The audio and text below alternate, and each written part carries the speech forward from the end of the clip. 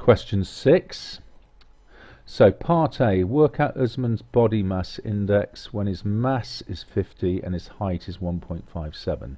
So work out B when M is 50 and H is 1.57, sorry.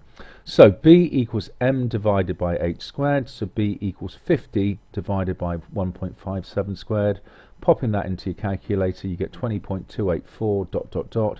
So to one decimal place, that's 20.3.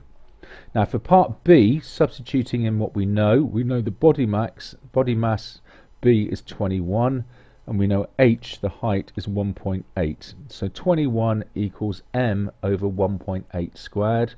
Multiplying both sides by 1.8 squared, we get M equaling 21 times 1.8 squared, which is 68.04.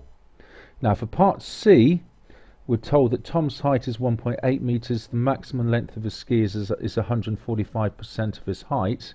Well, 145% is 145 over 100, which is 1.45. So we simply take our Tom's height of 1.8 and times it by 1.45 to get maximum length of the skis being 2.61 meters.